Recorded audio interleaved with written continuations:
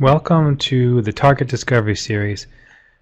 Today we're going to talk about Google Chrome extensions and accessibility features. So first things first, welcome.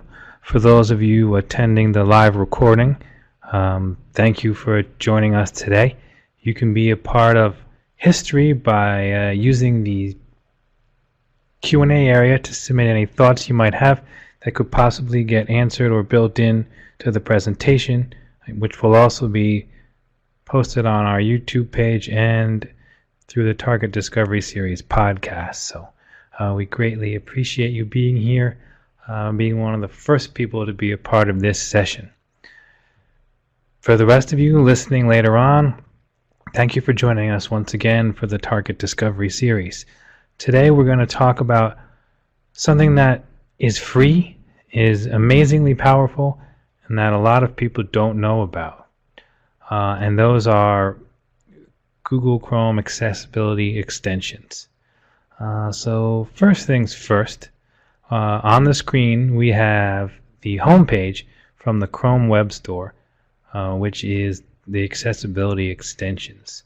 And of course, if you actually went to the Chrome, if you just searched accessibility extensions for Chrome, you could easily find that.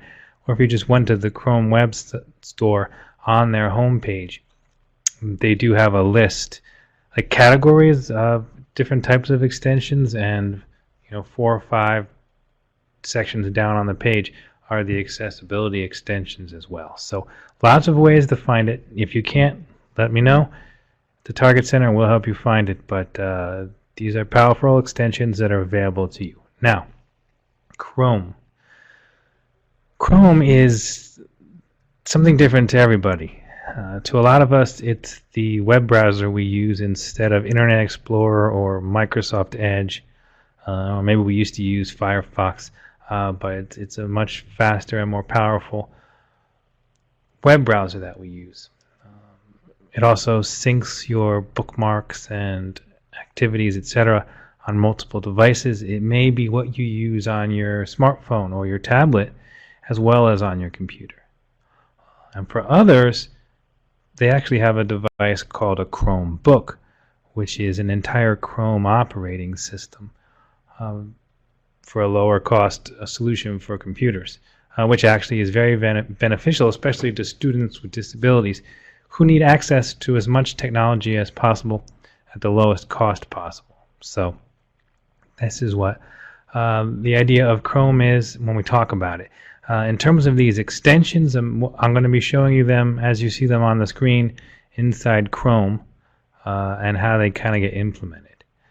My screen and the way Chrome works can be very tiny at times, especially if you're viewing the captions. So hopefully you can follow along. You can always make it full screen. You can make the share window full screen if you need to. Or try other ways to magnify on your computer, but hopefully you get the main points come across. And again, to those of you listening, we'll describe everything and make sure you get the same amount of information as everybody else. Okay, so these are the accessibility extensions. I don't know how they're sorted here on the screen. They're probably sorted by popularity, but you can basically go through and explore them yourself and see what you think might work for you. Some are free, but then you pay money to get rid of ads or to have more features. Others are completely free. Some just work. Others require their own account. There's a lot to it. So, but again, the idea is basically that this is not expensive software that you have to buy, and it gives you some pretty powerful tools. And again, it's all tied to your own account. So if you are at grandma's house using the computer and Chrome is on that device, you can log into Chrome as yourself, and it's going to pull down all the extensions that you use. So you will have that same access no matter where you are, as long as you log in your Google account into Chrome. So that's the main idea. You can have this anywhere as long as you have a Chrome browser and you have the internet. So I'm going to actually go through them kind of in the way they're listed. That's the way I went through them to learn them, and kind of give you some information on each of these, demo some of these technologies, and talk about it a little bit. I'm going to go through all of what I have planned. It shouldn't take that long. Then I'm going to go look and see if there's any Q&A presented or any questions that I could address from going along. Okay, so the first one, and frankly, at least in this case, what we've found to be the most useful of all the accessibility extensions would be Grammarly. Grammarly for Chrome. So anytime I see one that I think is interesting, of course, I can just click on it and get more information through a slideshow, through possible video on what does this do for me. In this particular case, it helps me with writing, help me with my word choice, help me with spelling. It's more than just spelling and grammar that you might have inside Microsoft Word. It's, again, making it so that your writing is actually better, not just correct. And you see that as you start to use it. So it's a really powerful tool. I use it. A coworker of mine also uses it. And I'm not sure, not that there's anything wrong with needing this technology, but we don't use it in relation to accessibility. It's just a very useful tool. And you're not going to use it necessarily inside Microsoft Word on your computer. That's not how it works. You already have Spellcheck there. This is a Chrome extension, so it only works in Chrome. Now you can use it if you're using the online version of Microsoft Word. You can use it in Google Drive. You can use it in when you're writing social media, etc. So the first thing you would do in the upper right hand corner is add it to Chrome. I, of course, have already added this to Chrome because I've been using it. And once you add something to Chrome, it's going to be up here on this top right bar with the rest of your extensions. So you just have to remember where it is. In this case, I have Grammarly. And I can open it up. And it's saying, Grammarly is active, but certain features are missing. Like right now, I don't have an account with them for this, so it says I cannot save and access my work from any computer. But if I do have an account, then yeah, I can get that information anywhere. So then it just works when it's turned on, whenever you're using your browser.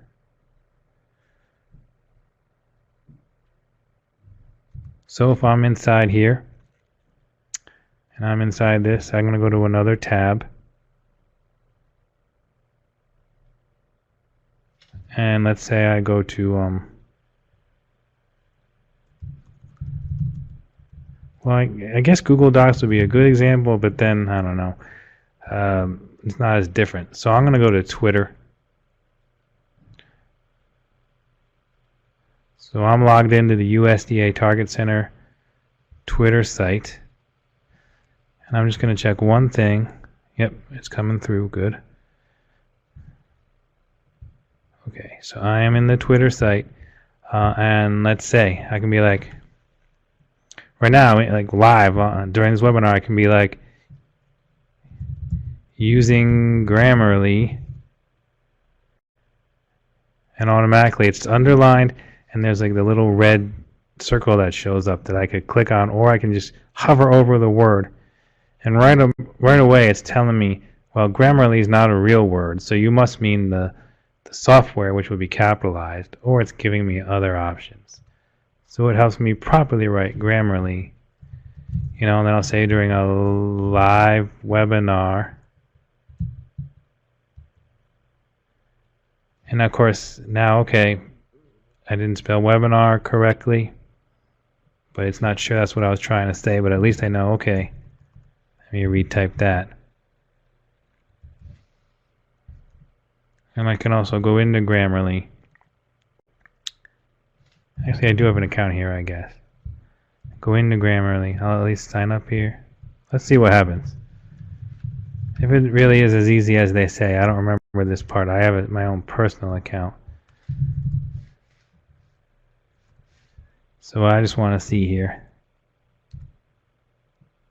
how easy it is. Alright, that's simple. Okay.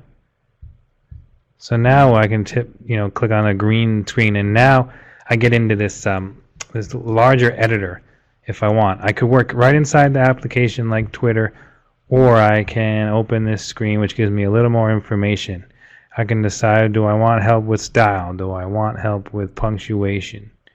Do I want help with plagiarism? I'm not going to make any jokes about that from recent news in the events, and also I can upgrade for vocabulary enhancement. Like right now, it doesn't recognize that love webinar is not what I wanted to say. This is not a love webinar. Well, I guess it could be, but really it's a live webinar, so I'll have to fix that on my own. But you get the idea. So just simple spell checking. And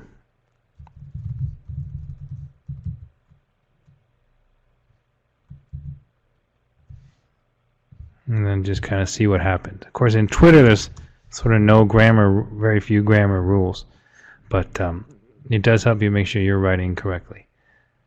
So that's an example. If I go to, like I said before, Google Docs,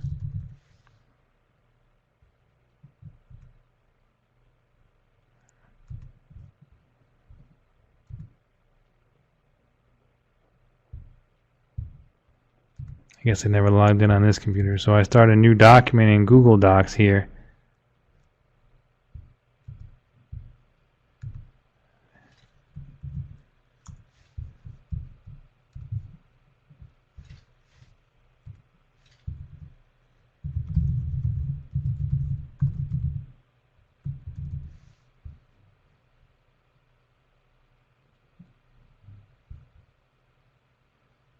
And it's actually not, not being involved there. If I click, so I say, okay, what's the problem? What's going on? If I look up at the Grammarly logo, it has a really tiny sort of Ghostbusters and this isn't working icon on top of the Grammarly logo, because right now you can't use Google Drive. But then, of course, Google Drive might have its own spelling, but then this other icon popped up, which is another application called Read Write Gold. And now I have another software that I can use that there's a Chrome extension. And they've given me the free premium features, but again, you can use the free features. And now I have another application that helps me with reading and writing, a software that you normally would buy and install on your computer. Now I can use it with Google Docs. And apparently my volume is down. Huh.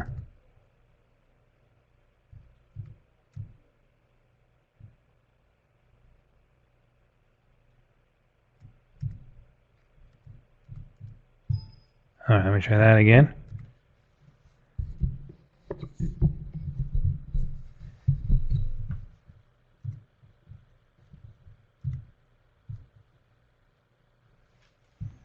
Okay, well, I apologize. Something about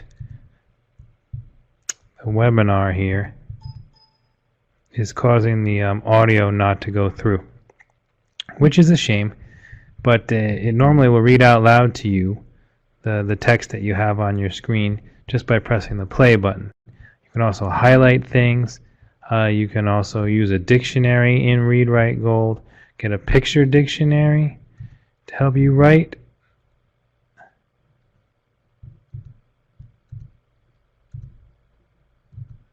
So I wrote the word welcome, and then it automatically showed me on the left side here a picture of welcome. Or maybe if I just wrote target, it shows me a couple of pictures of targets. So to help me understand what I'm writing or reading or writing, I can use pictures to give me that information. Same thing with, here's a dictionary. Here's what that word means. Again, listen to the word. It's just not working right now, so I apologize for that. And then I can even do speech input. I'm guessing this might not work either with the microphone because we're doing the webinar. Webinars are pretty cool, and so are podcasts. Okay, well, in that case, that worked. So I was able to just do dictation right inside Google Docs using Read Write Gold, and I spoke it and it typed it for me here on the screen. So dictation, something called Speech Maker, which sort of will, create an audio file for you when the audio is working. I can also use a screenshot reader, which is something separate you have to install apparently. And look, I have Read Write Gold open and it's giving me definitions. I have definitions on. I've left Google Docs, but a definition is still popping up for me. I can even hear a word if the audio is working.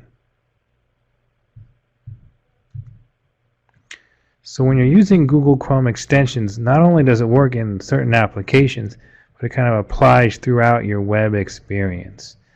That's sort of the idea.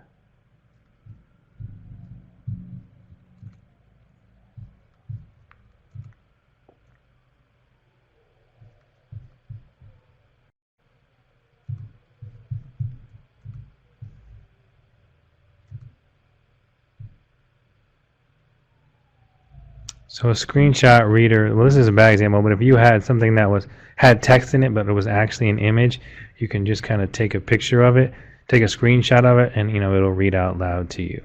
So that is that feature. And again, you can just do highlighting and some other things as well. I don't want to spend too much time on this application, but you get the idea. So that was Grammarly, and then that was Read Write, which is all the way on the other side. And they really like to point out that they work with Google Docs. That's the idea, get you this access in Google Docs. Grammarly, a lot more of a feature of being on the web, in your email, on social media, and giving you that real-time access. But both of them work outside of the the normal application that you might use. So that's Grammarly and Read Write Gold. Another thing you might want to try is Google Dictionary. That's actually what was popping up before. So a little bit of a disclaimer here. Got this all set up. I use my own Google account with a lot of extensions, and then didn't want to have all of that for this webinar, so we used the Target Center's Google account to show you some of these extensions. Installed everything ahead of time, but you may not use them all on at the same time. You could, but it gets a little crazy. Like in this case, Read Write Gold, or Read and Write for Chrome, was helping us inside of Google Docs. But then when we got out to the help menus, it was actually this pop-up from Google Dictionary. So just anywhere you're on a website, you can view definitions very easily. That's how the Google Dictionary works. So if you don't want to necessarily use a software that gives you a lot of other features, you just kind of need to be able to easily look things up, then Google Dictionary is great. Now this is something that is very interesting. You actually could use this. You probably do something like this on like an Android device already, but now if I just go to like the USDA Target Center site,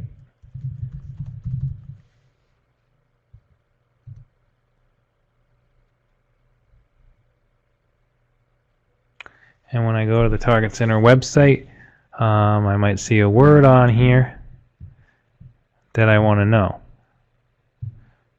What does it mean? So I see a word like experience. I double click experience, and the Google Dictionary is on, and automatically, instead of having to like right click and say look up this word, right in front of me it says, well, what does experience mean? It means practical contact with an observation of facts or events. And then there's a more button where I can get more information if I want it. So that's kind of how that works.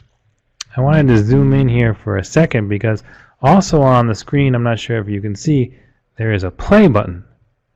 And so I'm like, okay, why is there a play button in the middle of the Target Center website? Well, if I hit play, it's going to read this where I am out loud to me. Again, for some reason, the audio is not working here today. But you can try that on your own. That's an app that we'll get to later called Select and Speak.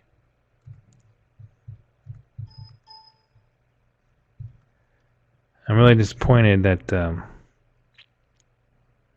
mixer is not working properly here. Let me see.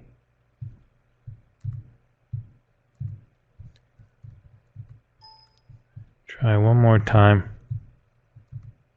And vision to positively impact the lives of individuals with disabilities who provide and obtain resources from the USDAT.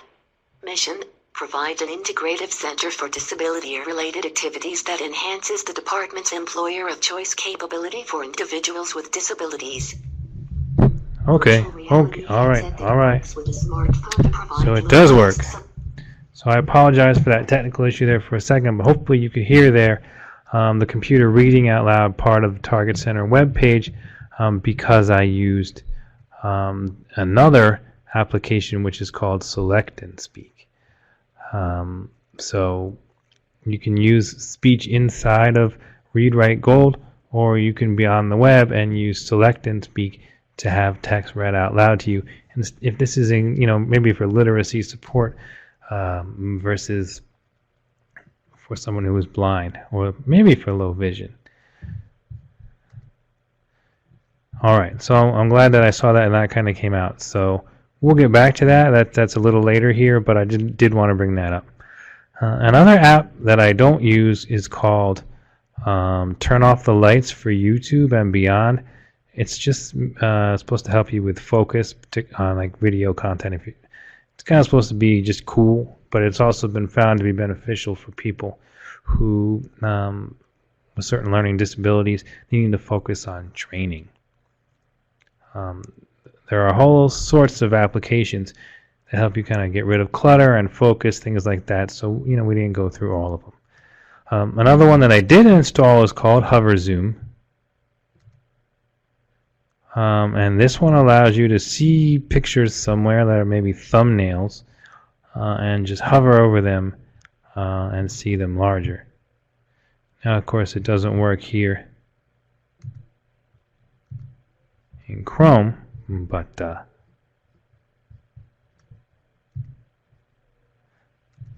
it says that it works on something like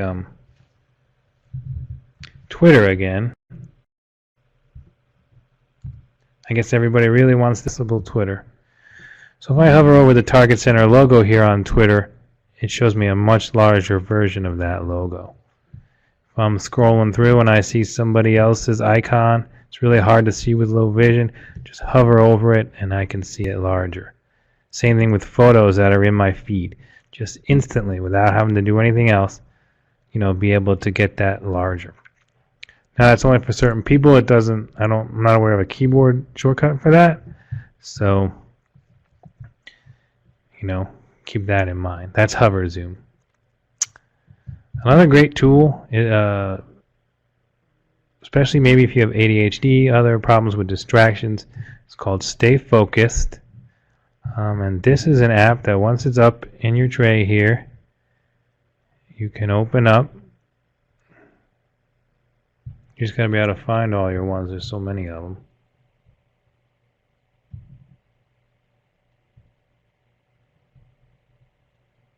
Oh, here we go.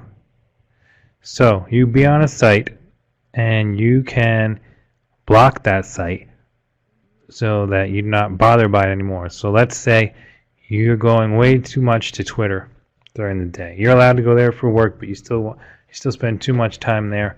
You wish that you were only spent half an hour a day on Twitter. You can just basically say, okay, block Twitter for this amount of time, or allow myself a certain amount of time.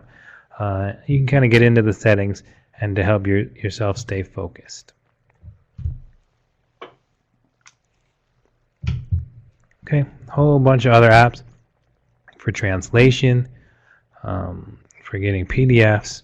And then, of course, we showed you Select and Speak, which allows me to, go on the web and have it read out loud to me, which was a pretty powerful tool. Another great tool I'm not going to show you here is called Ginger. It's one of the originals. It also does live corrections for you, similar to Grammarly.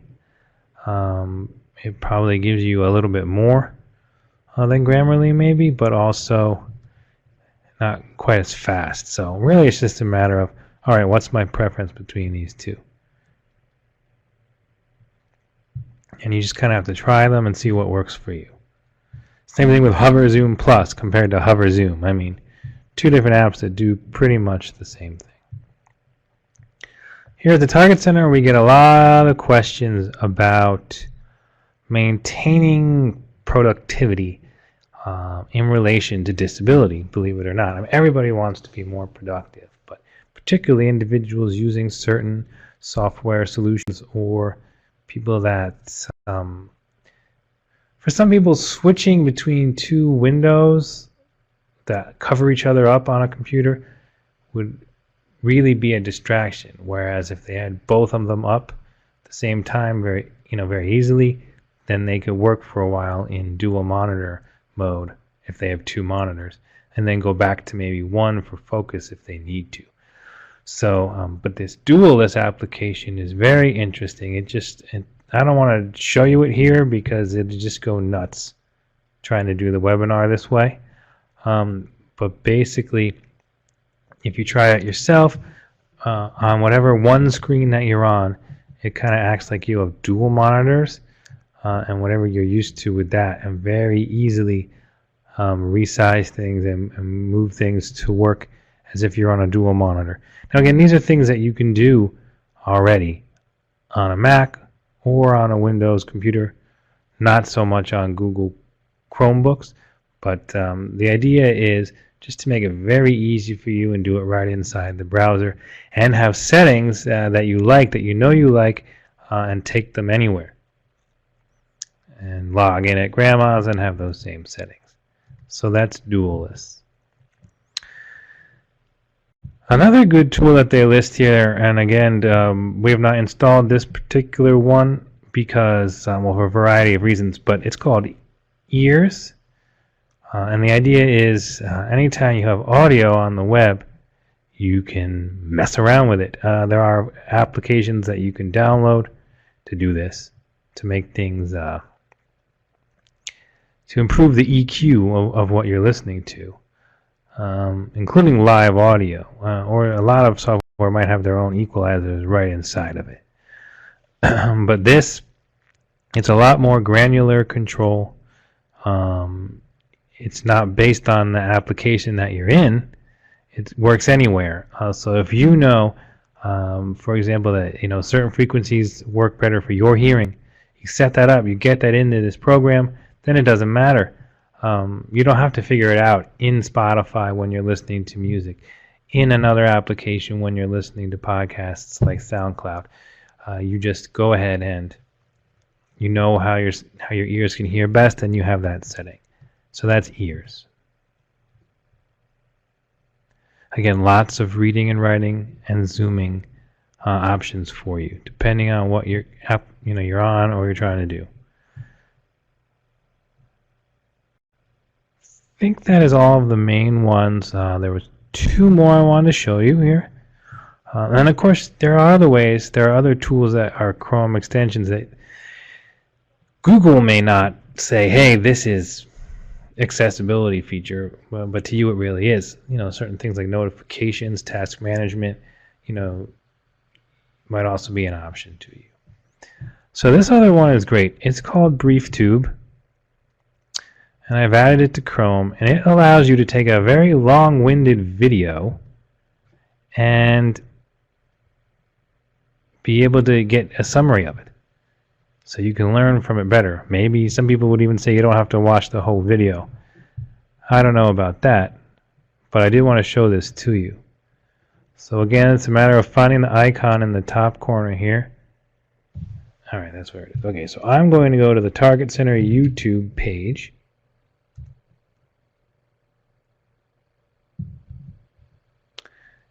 And I remember, there was an Inclusion Works event here. It was long, and it was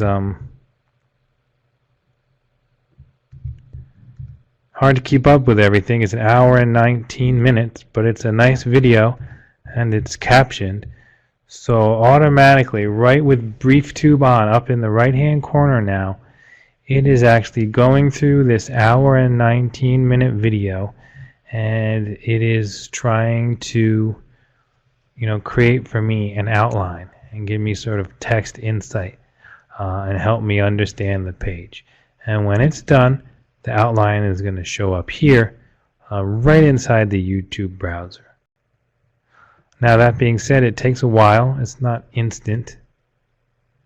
So I think there was another video here that I went to.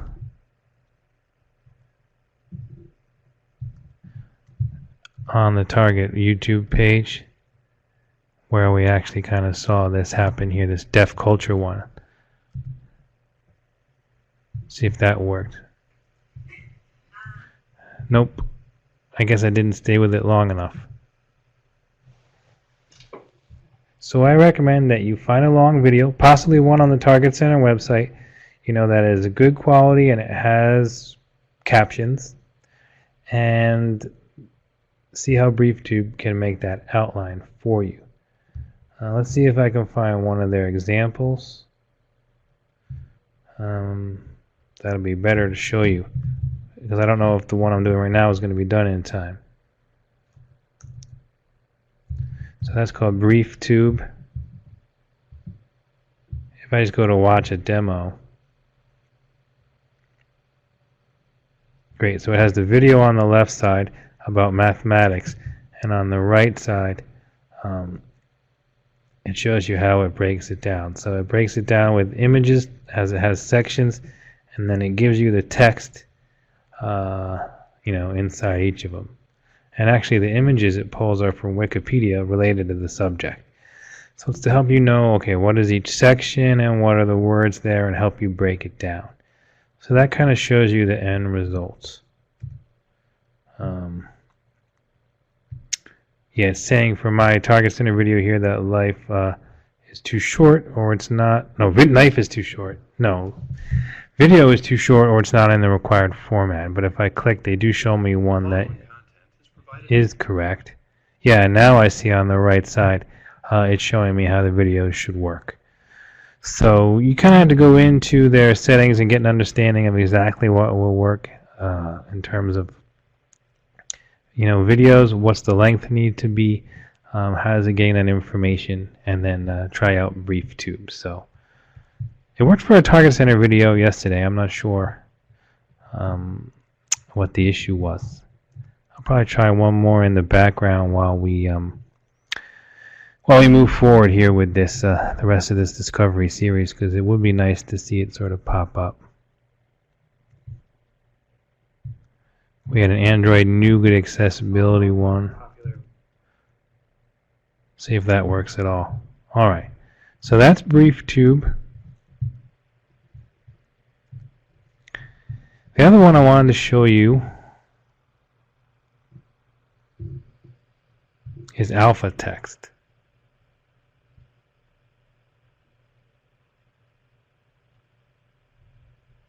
Alpha Text makes text readable, as it says. Pretty good point here. You can customize how online articles look to make them more easy to read. So let's say I go to somewhere like Medium, where I might do a lot of reading.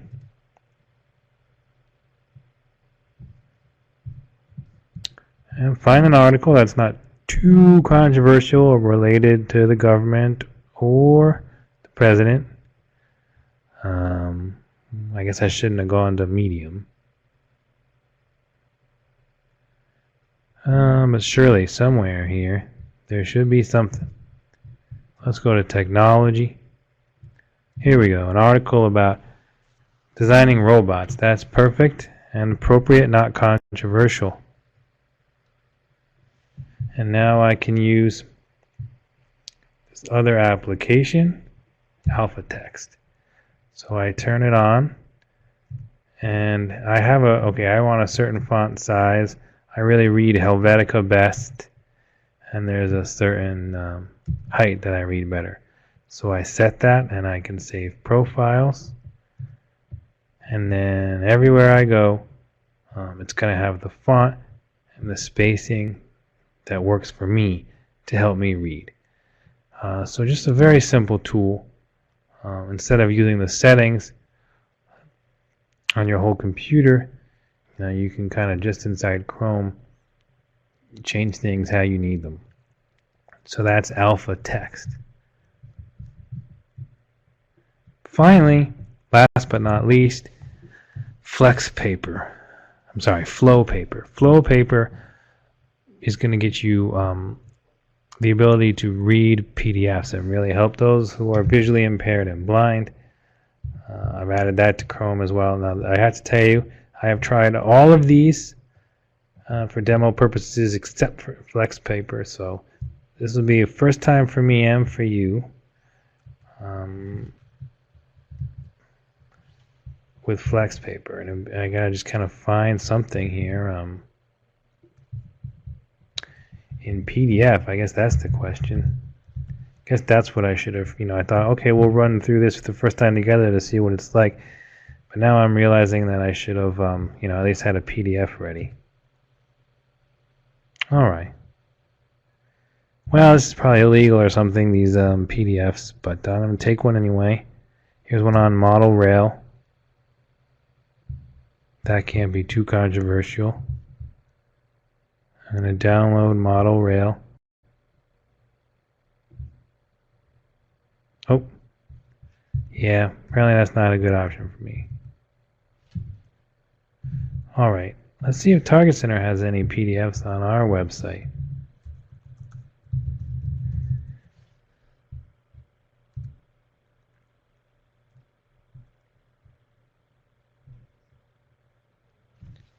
Apologize for the delay. Our website's having trouble today. That's why I have to Google it and get to it. Directly going isn't necessarily working. We used to have a PDF on our accessible communications page, so let me see if that'll show up. Yes, okay, so we have a checklist for USD agencies procuring and providing sign language interpreting services. No, that's a doc. Alright, the roadmap though is a PDF. Alright, so now I have a PDF loading into Chrome. And in the bottom corner here, it tells me that I have this open. And now this is probably not a great example because everything is probably in an alt text here for this, but I can try to have it speak certain things by highlighting.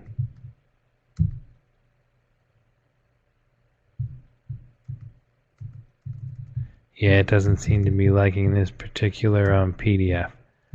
So I apologize. I really should have been prepared with a PDF for this particular thing. See if I can find one more different PDF. That's an example. This one is from UNICEF, I guess. PDF file. I can say go ahead and read it.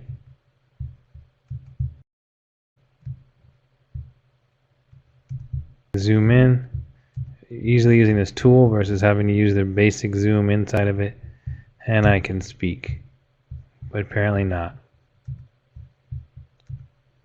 Page 1, Adobe Acrobat PDF Files. Adobe Portable Document Format. PDF is a universal file format that preserves all of the fonts, formatting, colors, and graphics of any source document regardless of the application and platform used to create it. Adobe PDF is an ideal format. Okay, so apparently I just was not patient enough. So it does read the whole document. I guess it processes it first, finds the text, and then reads it. And again, it has to be actual text, selectable text inside the document. If it's an image of text that is not selectable, I'm not sure how well it's going to work. But if you just want help reading PDFs, this is an option.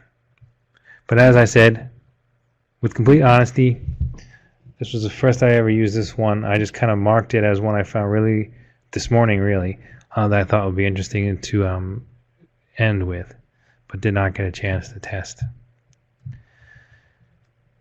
Alright, I don't know why it is hating the Target Center websites this brief tube. It's the same length as the other videos that did work, and it's... No, they did say it had to be HTML5 videos, but I'm not quite sure. So we'll have to look into that. But it does look like a very useful extension to be able to get you the main content out of larger YouTube videos. Alright, so to wrap up, Google Chrome extensions. They're very useful, particularly the accessibility ones. If you become a user like I am of Grammarly and some other ones, you can use them pretty good. At the same time, as you saw with the last one we did, FlexPaper, even if you've never used it before, you kind of get in there. All of these apps are not super complicated if they're running in your browser. So they're pretty easy to remember what to do, and they're pretty easy to get up and running. You saw how one was not set up yet, and I just, signed in with a Gmail account, and all of a sudden I had access to the service. So these are great extensions. Try out ones that you think might work for you. And then I'm going to go see if there's any questions, but the one question I always get when I talk about this is, okay, well, do these replace actual assistive technology? And the answer really is yes or no. Yes and no, because yes, read and write for Google Chrome can do everything that read and write for the computer can do. The question is, are you doing everything in Chrome? And a lot of times, you're having to work in Outlook or do other things where you really need the software. But if you're using a Chrome computer, or if you are just always working in Chrome, then maybe that is all you need. And it really gives you something that you don't have to carry a USB stick around, that you can log in on any computer and have access. It's pretty powerful, but it's not installing software on your actual computer. So it's lighter in that way, but also, it has to be inside the browser. But at the same time, inside the browser is, a place where sometimes we really need the help. And that's where something like Grammarly is very interesting, where, right inside Twitter, you can use it. You can get other applications such as read and write for your computer that could help you compose a tweet, but it's not necessarily going to help you right inside Twitter while you're typing in that same way that a Chrome extension can. And of course, the other thing is these extensions, you can easily find them, install them, try them, uninstall them, no cost, no harm. So they're really flexible in that way. And if you don't have a lot of space, they don't take up a lot of space. But a lot of this, just to keep in mind, is running from the web. So if you don't have an internet connection, it's not going to work. Even if you're trying to use Google Docs offline, it may not work. So you have to keep that in mind. They're running from the web, they're running from the cloud, so you always need to have that internet access. So with that being said, thank you for your time. I'm going to go ahead and see if anybody had any Q&As here. I know one person did have some feedback echo, so I apologize. You must have had two windows open. Another individual wanted to know if punctuation can be dictated. Yes, it can. So that was inside. If I go back, I can once again share that application. Excuse me. I share my screen, go back to the Chrome Web Store there, and actually go to Google Docs.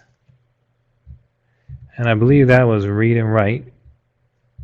So I'm going to go to Google Docs, open a new application once again,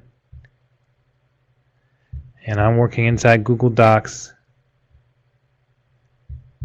I'm going to go ahead and dictate through speech input. This was an amazing webinar, period. New paragraph. I really think the presenter was brilliant! Exclamation point.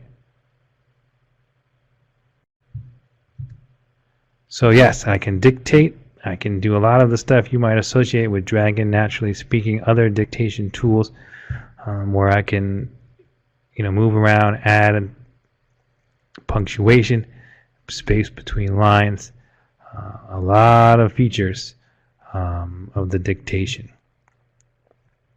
So hopefully that demonstrated that to answer that question.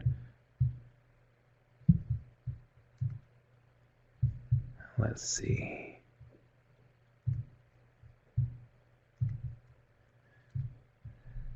Yes, somebody asked about a list of these extensions. We could, but I don't see why we would, only because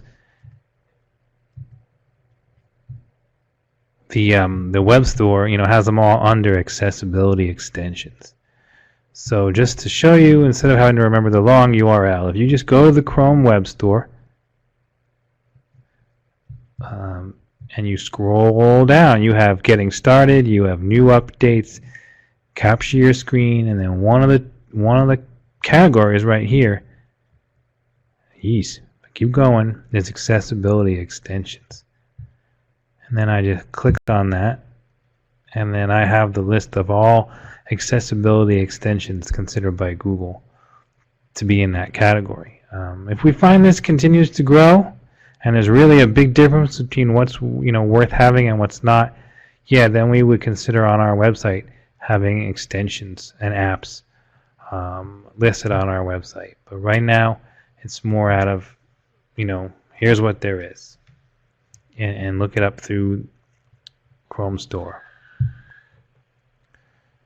Okay, so great question though.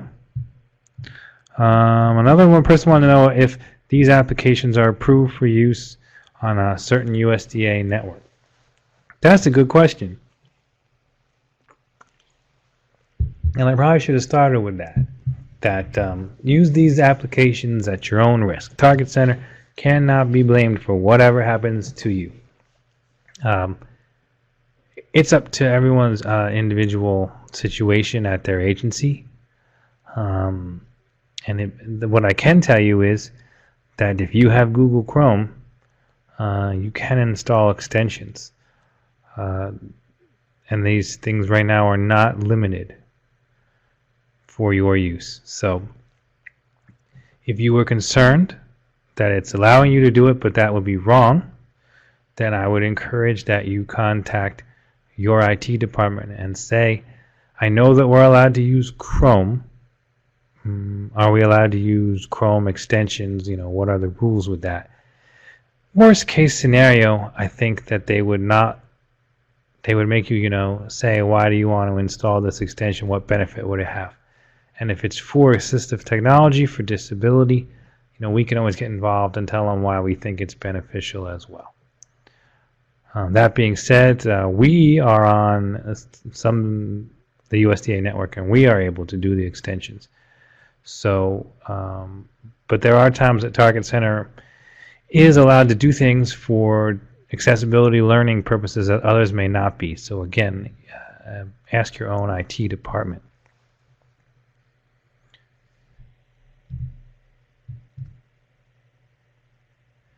Another question was about admin rights, following up to that, and that's a great follow-up. So you do not need admin rights to install extensions. That's kind of the idea. You can just do it. It's not installing software on your computer. It's all running, through the cloud in your web browser. So you can install extensions on your own. Absolutely, I know that. Now, your department could say you can use Chrome, but we're not allowing anyone to install extensions. So they could set it up that way, but they usually don't.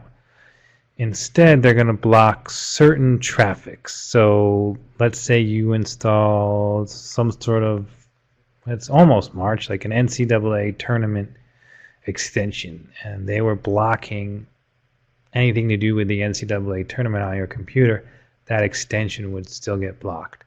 So it's better to think of it in your brain as websites that may be allowed or may not be allowed versus installing software. I think that's a better situation to think about it. Somebody said they joined later. Can it be viewed later? Yes, absolutely. This will be posted in multiple places. And I think we have the last of the questions here, so I will wrap up first by a little wrap up, and then I will show you, where you can get the different places you could get this later. So first and foremost, under the target web links, I'm going to try at least to open up a survey for you guys. We would really appreciate your feedback on this event, for those of you attending live. For those of you listening or watching later, and for those of you attending live, I wanted to let you know of the different places that you can get this and other Discovery series. So if you want to just always, keep up to date with the latest Target Center events, watch recordings of webinars, videos, everything, on our website, it's called Target 365. And if you go to that, by the end of today, certainly by tomorrow, you'll be able to receive content from this event, the recording, etc. At the same time, you can go to the Target Center YouTube page. I won't open 1,000 things on your computers, but you can go to the Target Center YouTube page. Just search YouTube for USDA Target Center. We also post recordings there. And also, through our homepage, you can find this most easily, but the Target Discovery Series does have a podcast format that you can also just listen to. So you might have found this so engaging that you want to listen again on your commute home. Today, I'm not sure it'll be up in time for that, but certainly probably by tomorrow, the podcast version of this will also be available. It's in SoundCloud, iTunes, and Google Play Music, and that's the Target Discovery Series podcast. So hopefully that answers all of your questions. We thank you for joining us. Again, apologize for the one little snafu with the audio and for not having a PDF ready. But otherwise, I think the demos went pretty smoothly. You had some good questions. And now we can head out of here. So thank you, everybody, and we'll see you next time on the Target Discovery Series.